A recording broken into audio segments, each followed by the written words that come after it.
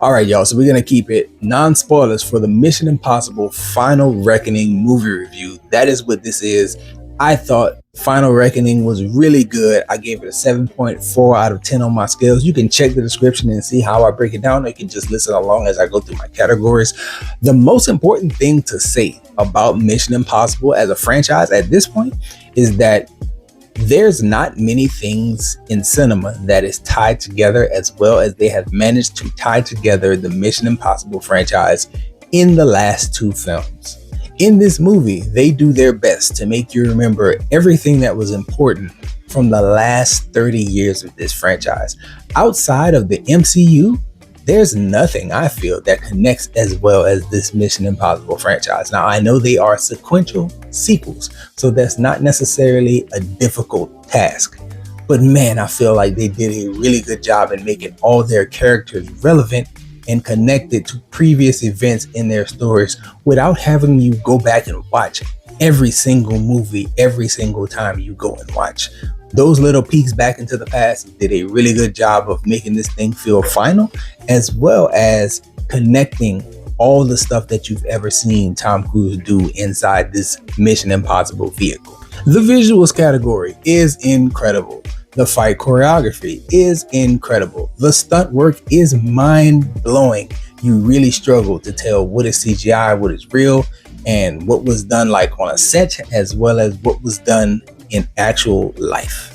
The story is basic and it's not a hard story to follow. But one thing I love about the Mission Impossible franchise is that they use simultaneous conversations to do exposition dumps on the audience. And it just makes it way more entertaining than having one person say it.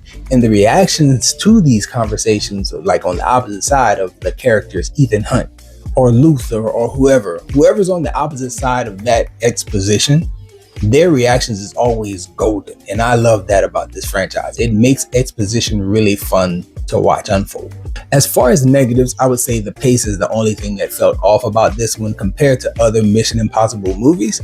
I know this was the final entry, and I know they wanted to do as much as they possibly could to send the franchise off right. But I did feel the length of this movie as I watched it, and it does impact the rewatchability for me.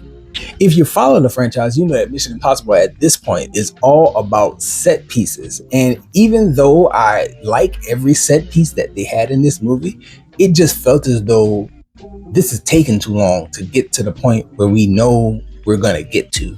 And that's notable for me because if you look at the past, all the last 3 or 4 Mission Impossible movies have been 2.5 hours or longer.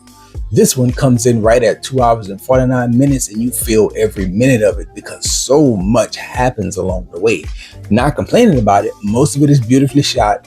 Most of it is really engaging and entertaining, and because you know it's the final one, you have a tension because you don't know if he's going to survive every situation that they put him in. But it still came across as, man, this is going on just a little bit longer than I would want it to.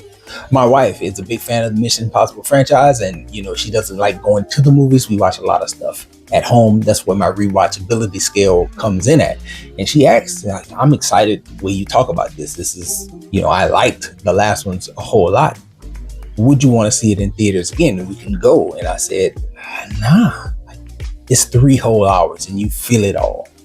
And that's a thing. That's an important thing because I wouldn't pay money to go see it again. I'm glad I paid money to go see it this time because I got to experience the final movie in that franchise the way it was intended to be experienced inside the theaters.